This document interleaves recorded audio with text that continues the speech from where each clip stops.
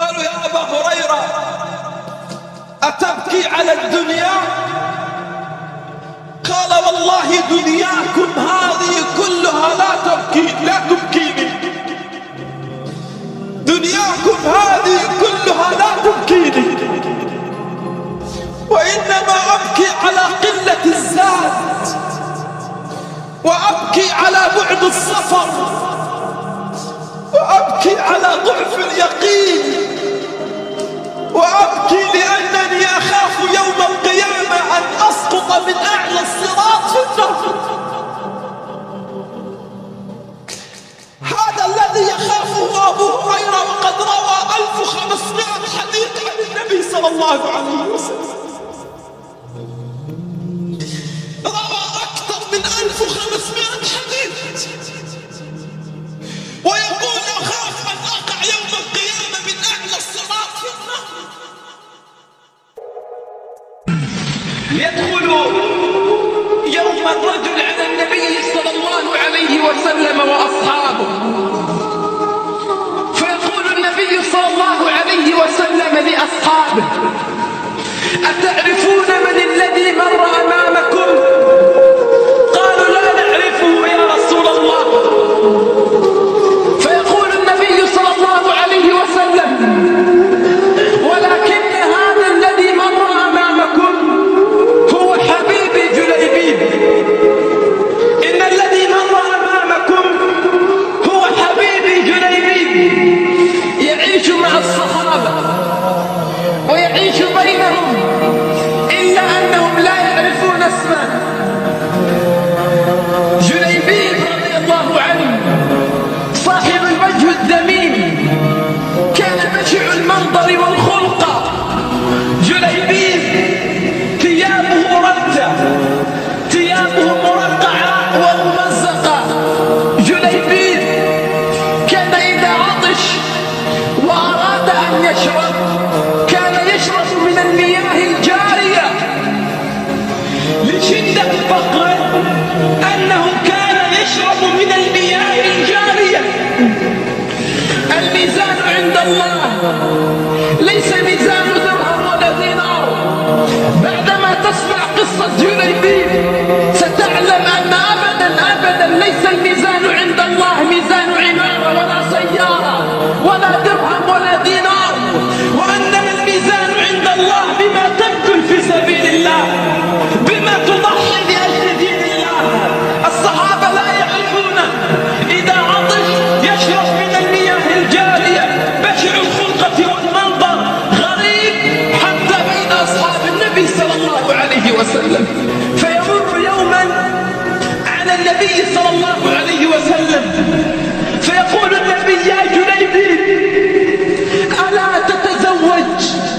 فيقول جليبيب: يا رسول الله ومن يزوج جليبيب؟ ولا جاه ولا سلطان ولا مال ولا جمال. فيمر يوما آخر على النبي صلى الله عليه وسلم، فيقول النبي: يا جليبيب ألا تتزوج؟ فيقول جليبيب: ومن يزوج جليبيب يا رسول الله؟ ولا جمال ولا سلطان. فيمر يوما آخر على النبي صلى الله عليه وسلم، فيقول النبي: يا جليبيب ألا تتزوج؟ فيقول جليبيب: ومن يزوج جليبيب يا رسول الله؟ ولا جاه ولا جمال.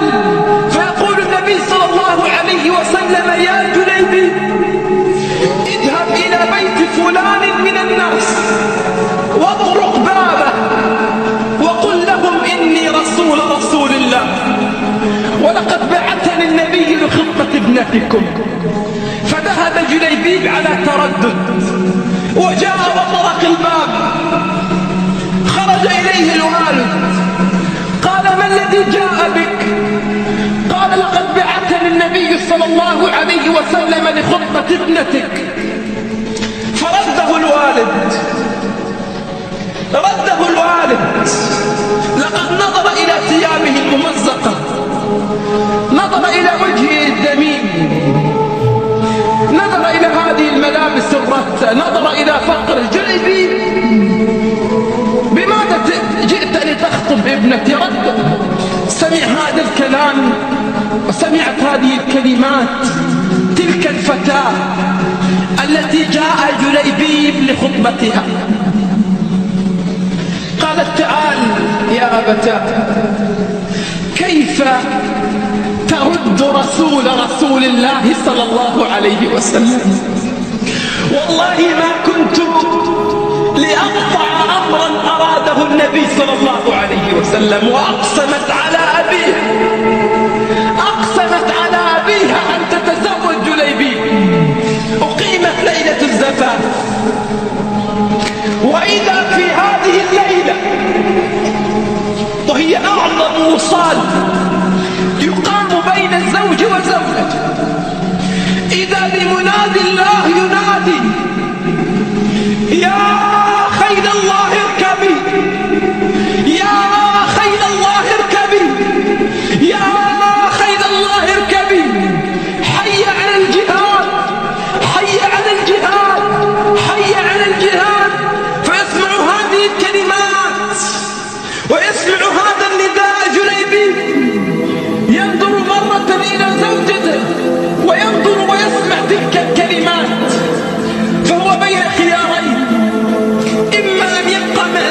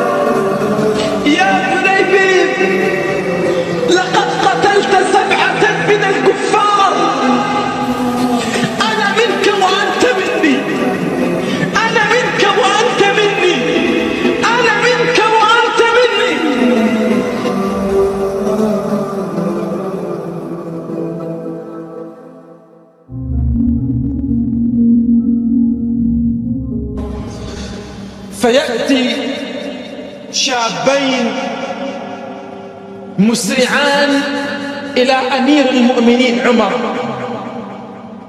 يجر كل واحد منهما رجل، معهما رجل، فجاءوا به إلى عمر. قال: ما بكما؟ قالوا: يا عمر، إن هذا الرجل قتل أبينا. فنظر عمر إلى الرجل قال: أقتلته؟ قال: نعم يا عمر، قتلته. يا عمر، لقد دخل أرضي فنهرته فلم يستجب، أنذرته مرة وثانية فلم يستجب، فضربته بحجر فشج رأسه فمات. فقال عمر: إذن القصاص، إذن القصاص، ولكم في القصاص حياة يا أولي الألباب. قال: إذن القصاص.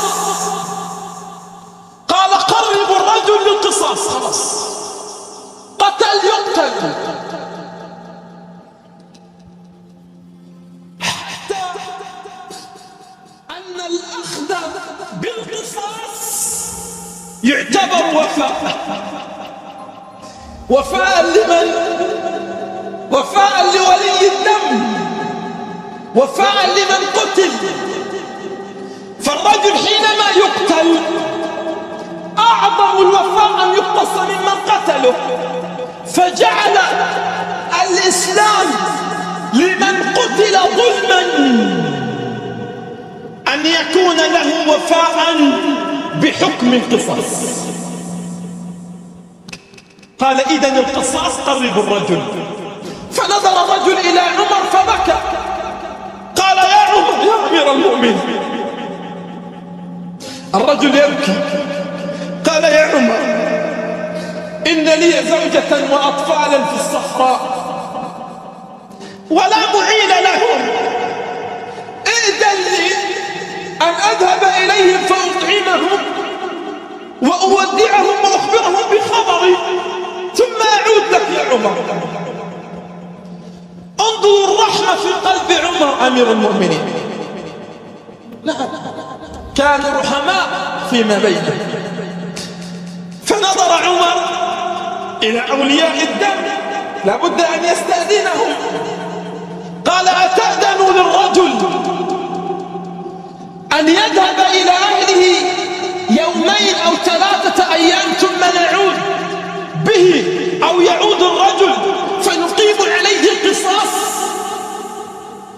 قالوا: لا يا أمير المؤمنين، لا يا أمير المؤمنين. خافوا أن يذهب فلا يعود فيضيع دم أبيهم، حقهم، خافوا. فقالوا: لا يا أمير المؤمنين. فالآن عمر نظر إلى الصحابة لعله يجد من بين الناس من يكفل هذا الرجل القاتل. ومن يكفل قاتل؟ ممكن الرجل يكفل رجل صدقة، رجل. أما أن يكفل قاتل فالجزاء إن لم يعود القاتل لابد لهذا الرجل الذي كفله أن يقتل مكانه، وأن تقطع رقبته مكان الذي كفله إن لم يعود. إذن هذه الكفالة مرعبة. ولو خير واحد منا اليوم لا نكاد نجد واحد يكفل رجل قاتل إن لم يعد بعد 3 أيام، إذن ستقطع رقبتي مكانه. لكن الرجل القاتل عاش في زمان الوفاء، عاش في زمان الأوفياء أصحاب رسول الله. فقام من بين الصحابة أبو ذر رضي الله عنه، صحابي عظيم. قال: يا عمر، أنا أكفله، إنه الوفاء. قال: أنا أكفله. قال: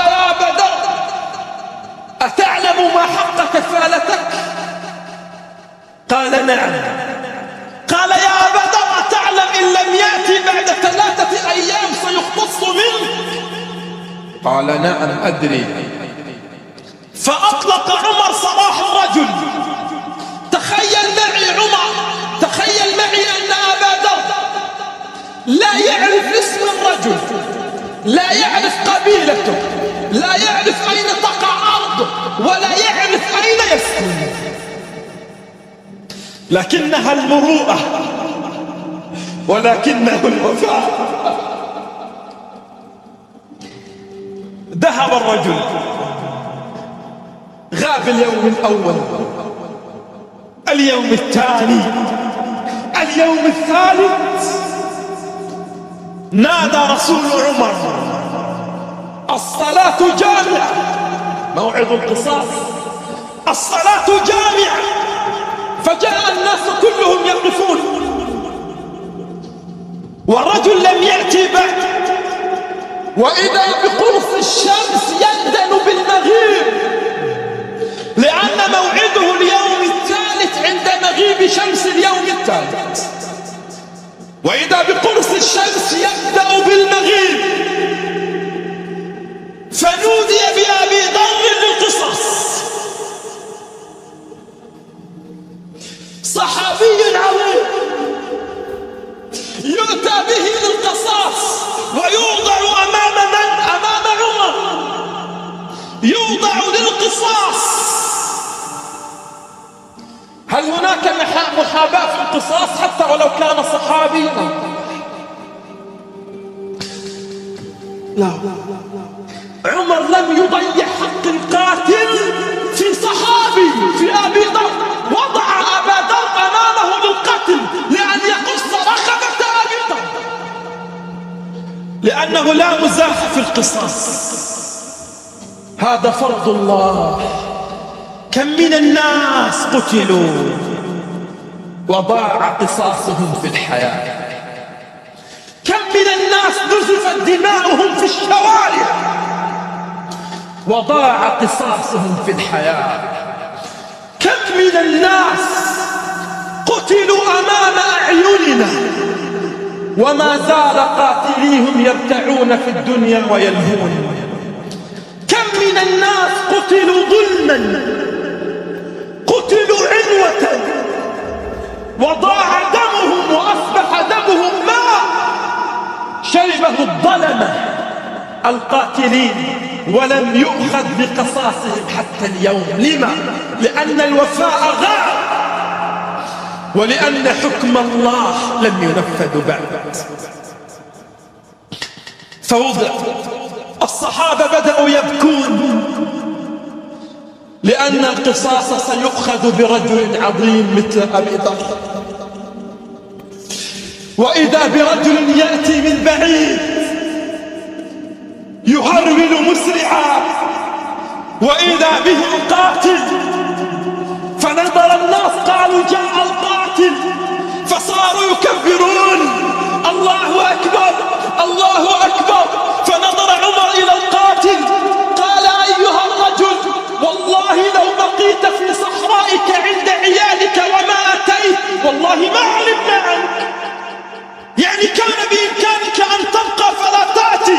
فقال الرجل القاتل قال ما علي بعمر وما علي بالناس، علي بالذي لا يخفى عليه السر، علي بالله. أحبتي، قال عمر بعدها نظر عمر إلى الشابين أولياء الدم قال أتعفوان بعد هذا؟ قالوا عفونا عنه لوجه الله. فقال عمر للقاتل لما أتيت وكان بإمكانك ألا تأتي؟ كان بإمكانك ألا تأتي. فقال القاتل خشيت يا عمر أن يقال ضاع الوفاء بين الناس.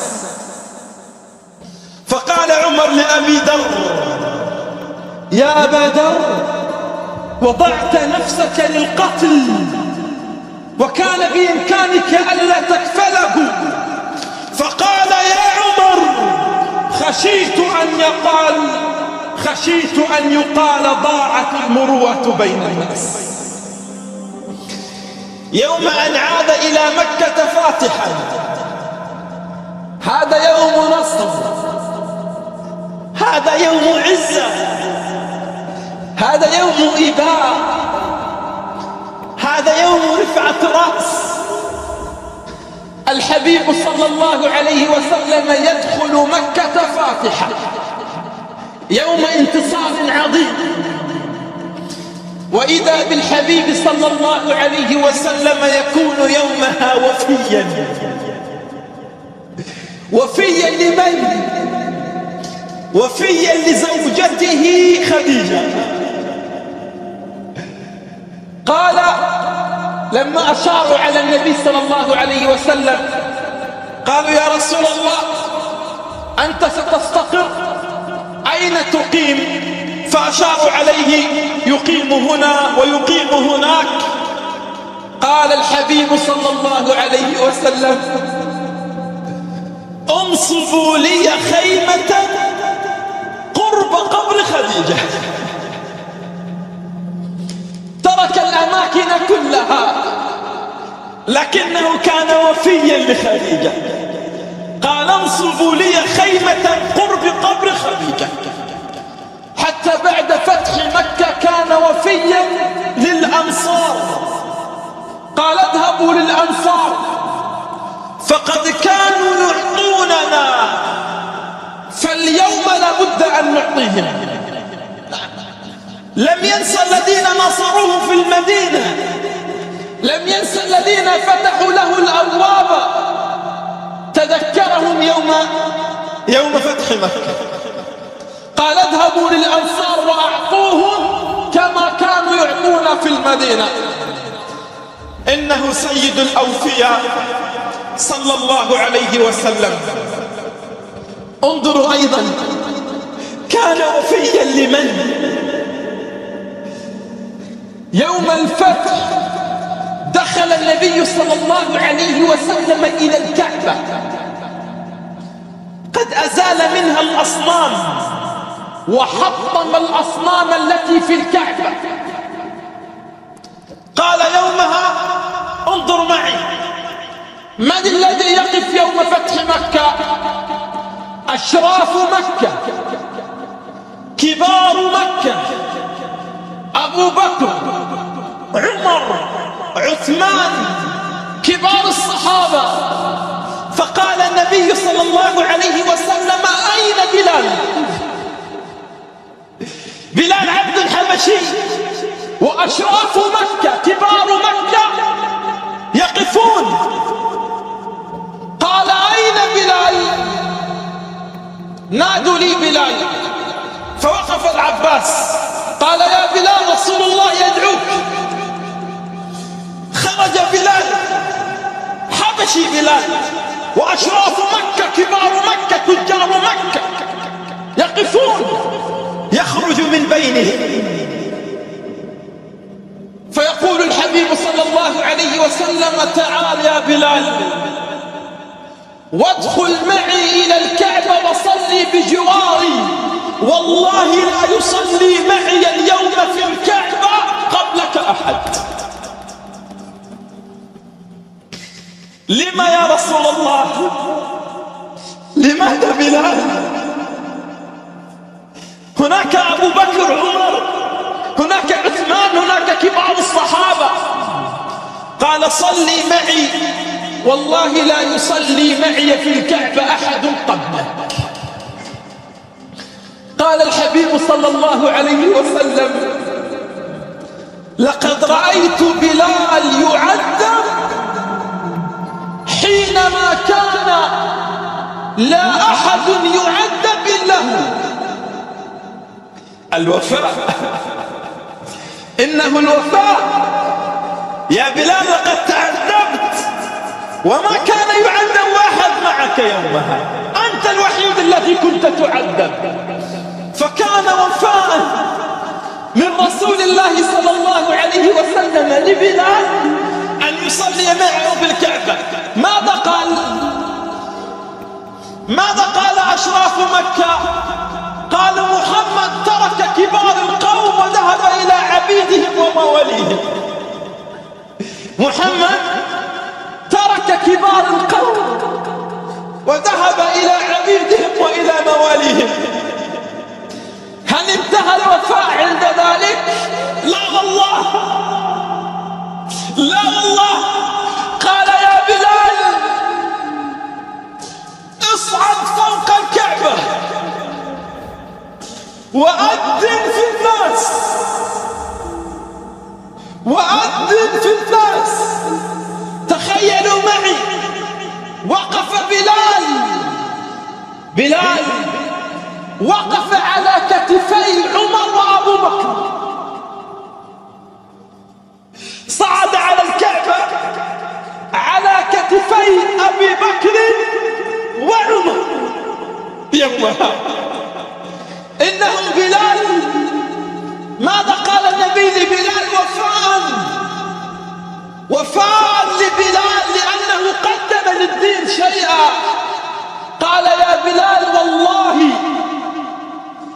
إن هذه الكعبة عند الله عظيمة، وإنك يا بلال عند الله أعظم منها.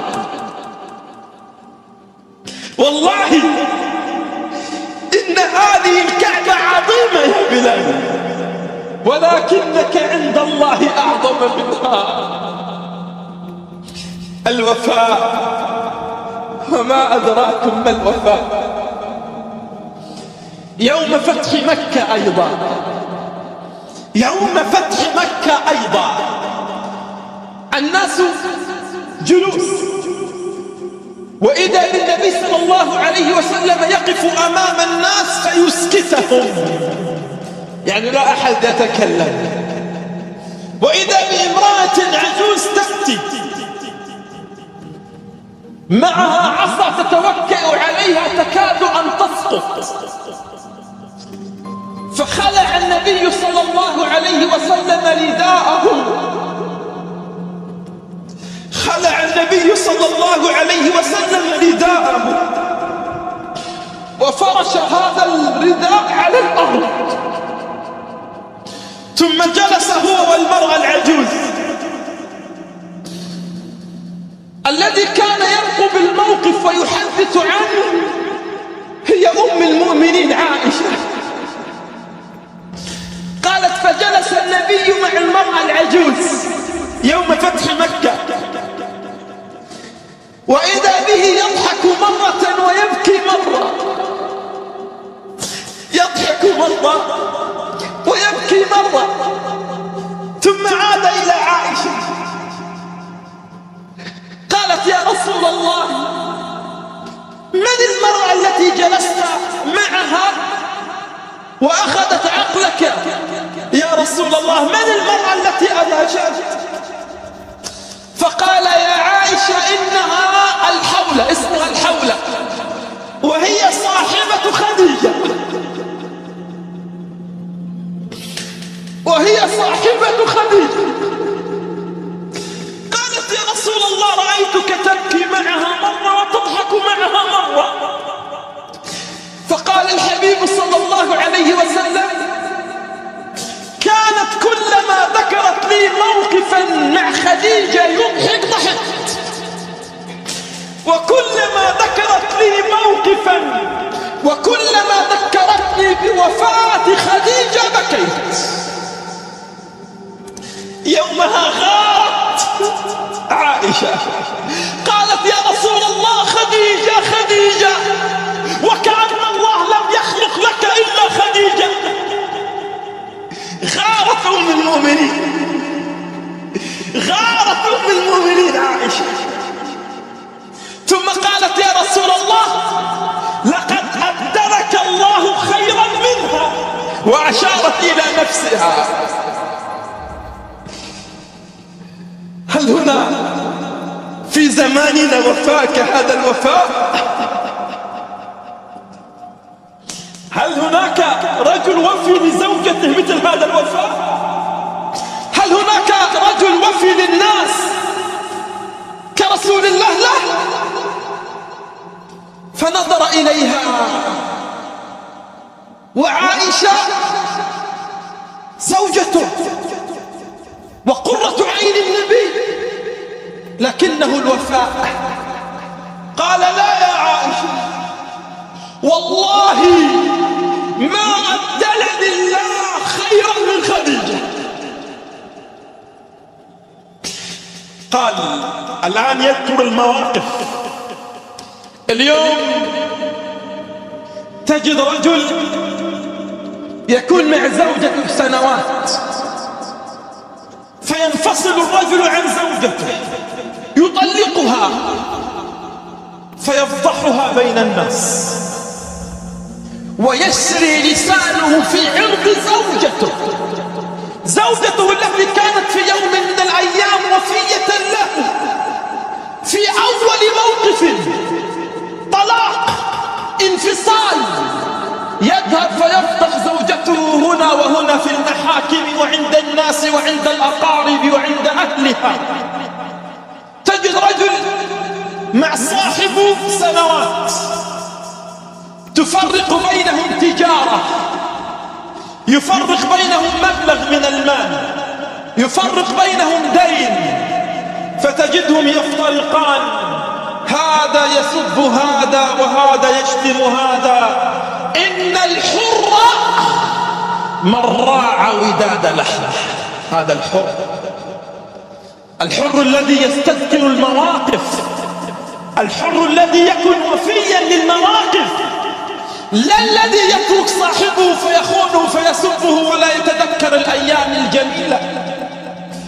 لما الواحد منا يتذكر أسوأ الأيام مع من ينفصل عنه، يتذكر أسوأ الأيام مع صاحبه، يتذكر أسوأ الأيام مع الناس؟ لماذا الواحد لما يحارب رجل ينفصل عن زوجته عن خطيبته يحدث شجار بينه وبين جاره أو صاحبه؟ لما لا نستذكر أنه كانت تجمعنا أيام جميلة؟ اسمع إلى الوفاء في زمن ضاع فيه الوفاء، في زمن غاب فيه الوفاء وما فيه إلا الغدر والخيانة والسب والشتم والغيبة والنميمة. قال: يا عائشة، لا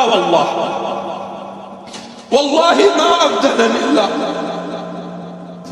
والله ما أبدلني الله خيرا من خديجة. ثم يستذكر المواقف. قال: يا عائشة، لقد آمنت بي يوم أن كفر بي الناس، ولقد أعطتني من مالها حينما حرمني الناس، ولقد آوتني حينما طردني الناس.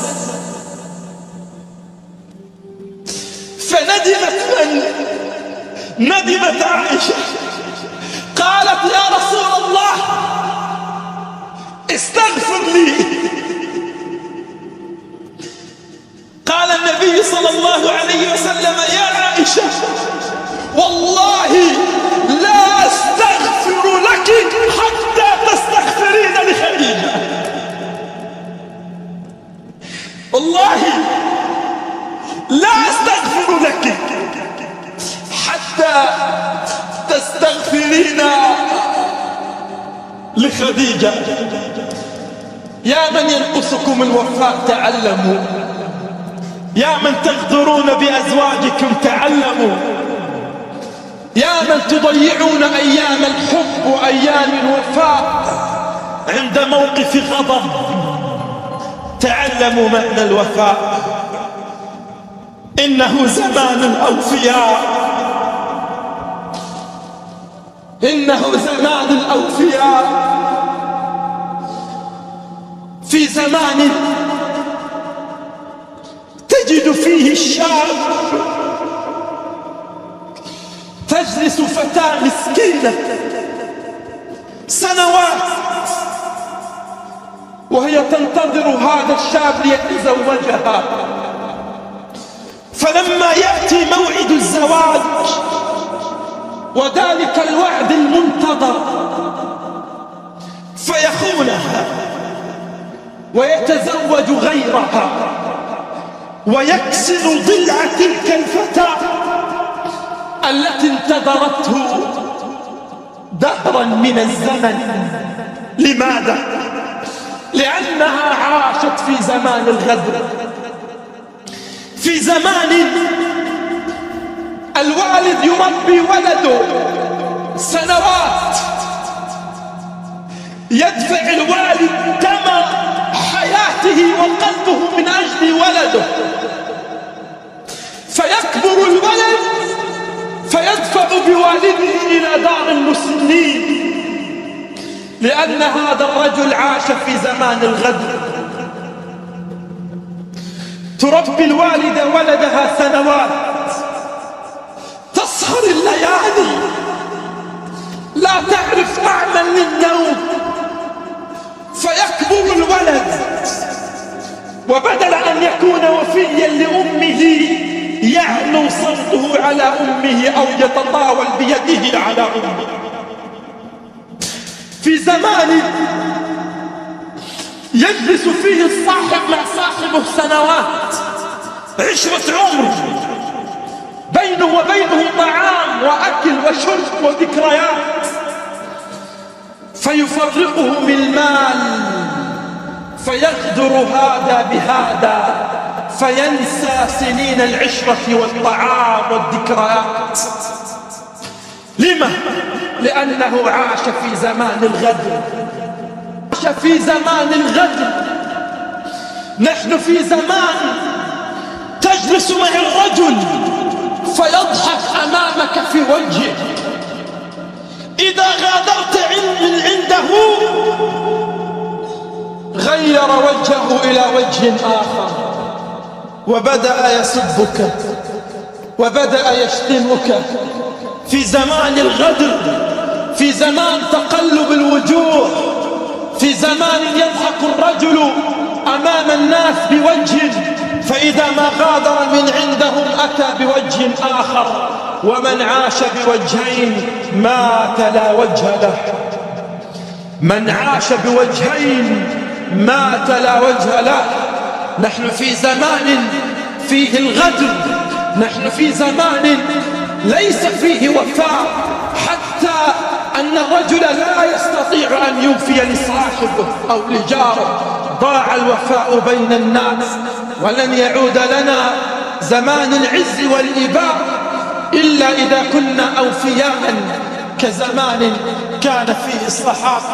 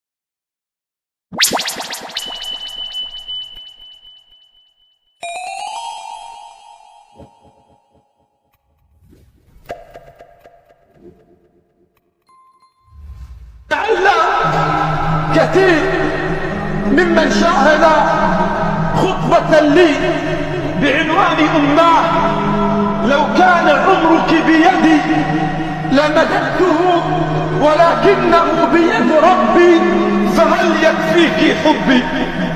وصلتني مئات الرسائل التي أثرت في قلبي، ولكن أكثر رسالة أثرت في قلبي هذه الرسالة التي سأسردها لكم. قرأتها قبل أيام وأخذت عهدا على نفسي أن أنقلها لكم.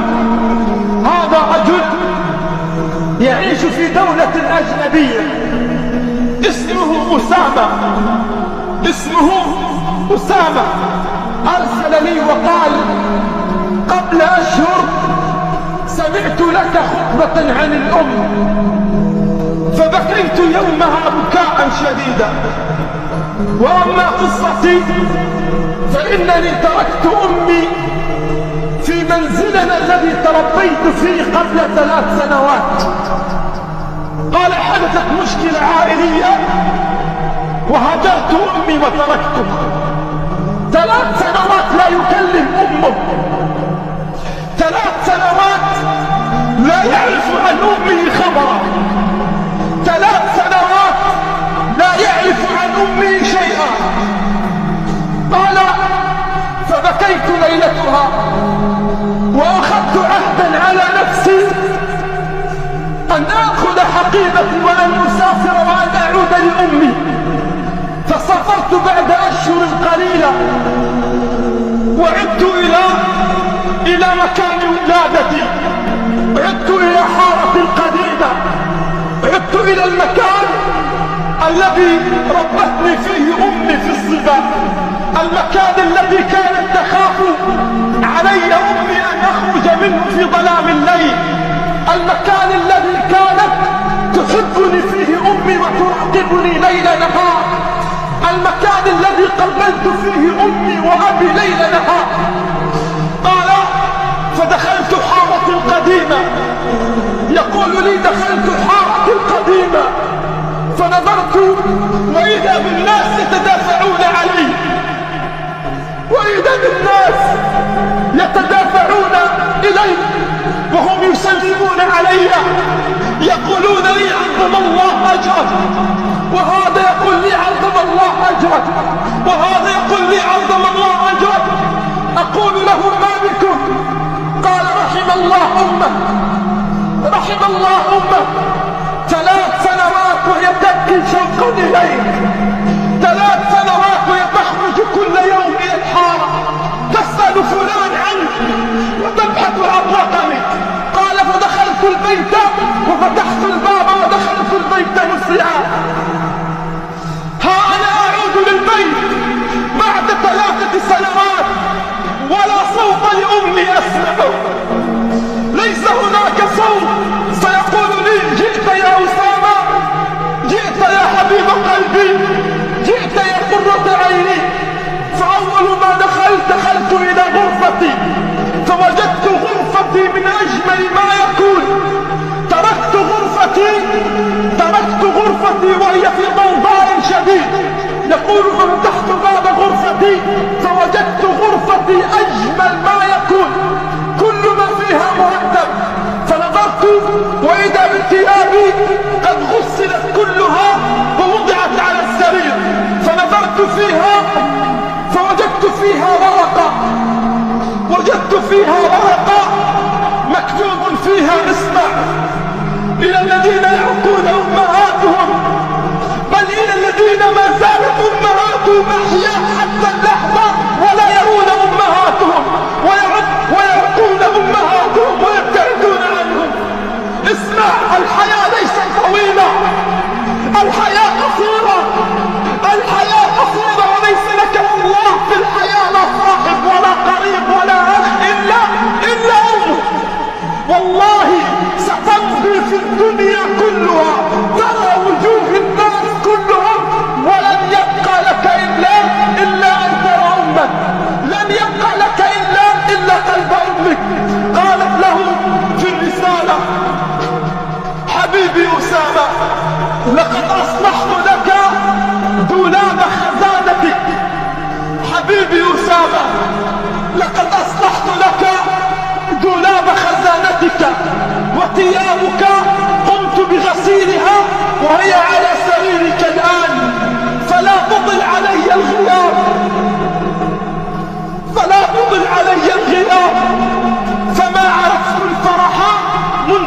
عذرتني أحبك يا أسامة، وإن عدت ولم تجدني فسامحني يا بني. تركها 3 سنوات، تركها لا يكلمها، وتقول له إن عدت ولم تجدني فسامحني. تطلب السماح وهي لم تعصي شيئا ولم تصنع شيئا. تطلب السماح ممن هجرها 3 سنوات، تقول له أحبك يا أسامة وسامحني يا بني. أنسيت خلفك، أنسيت خلف خطاك أدعيتي، أنسيت خلف خطاك أدعيتي، ومحوت من عينيك قبلاتي. ما حاجتني للنور في بصري إن لم تكن عيناك مرآتي.